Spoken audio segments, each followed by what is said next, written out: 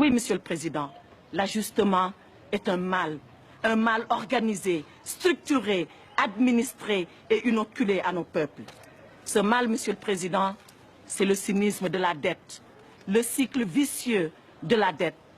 Cette dette qui a fini de ruiner nos économies et qui nous a aspiré toutes nos forces vitales alors qu'on n'a pas encore fini de payer. Que faut-il faire devant la violence de la dette? J'entends les latino-américains. Ils nous ont dit, Monsieur le Président, la deuda es impagable. La dette est tout simplement impayable. Oui, Monsieur le Président. Elle est impayable parce qu'elle est illégitime. Elle est impayable parce qu'elle est violente. Elle est impayable parce que tout simplement, elle est insoutenable. À la violence de la dette vient s'ajouter le bradage de nos biens publics, de nos services publics, de nos services sociaux de base, la privatisation. Après avoir privatisé la santé, alors que, entre juin et septembre 2005, 42 000 personnes sont mortes du choléra, cette maladie du Moyen-Âge qu'on croyait à jamais éradiquer de nos villes et de nos campagnes. Mais qu'on n'aille pas plus loin, Monsieur le Président. Ici, dans cette chambre, gît et gémit un malade. Entendez-vous sa complainte? Elle m'est parvenue aux oreilles et nous privatisons la santé.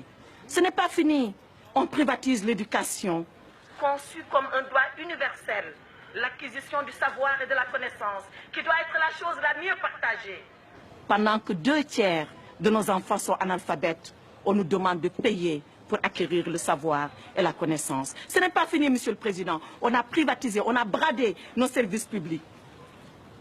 Comment privatiser l'eau, Monsieur le Président? Le Djoliba, le Sénégal, le Zambèze, le Limpopo, nos fleuves privatisés avec nos contes, nos légendes, nos traditions, enfouis dans les courants, dans les rivières et dans nos lacs.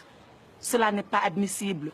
Ce peuple, c'est la veuve qui pleure la mort prématurée de son mari, enfui sous les décombres de l'ajustement.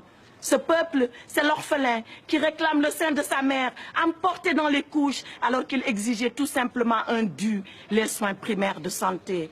Ce peuple, Monsieur le Président, c'est le père de famille, ce compressé du rail, ces messieurs que vous avez entendus, ces dames qui vous ont supplié à votre barre.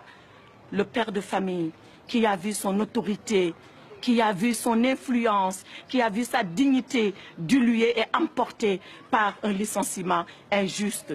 Ce peuple, Monsieur le Président, c'est enfin Zégué Bamba. Avez-vous, Monsieur le Président, entendu la complainte de Zégué Bamba? Ce paysan qui vous dit, mais pourquoi comme alors je ne sème pas? Pourquoi quand je sème je ne récolte pas? Et pourquoi quand je récolte je ne mange pas? C'est cette Afrique, Monsieur le Président, qui vous demande dignement, humblement, modestement, mais légitimement justice, Monsieur le Président. Alors vous la lui rendrez, sa justice à l'Afrique. Vous la lui rendrez, non pas en condamnant la Banque mondiale, non.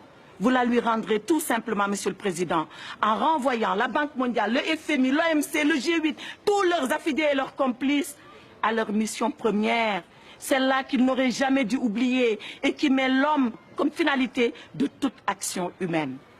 Il vous appartient, Monsieur le Président, vous, par votre plume, qui rendra la décision.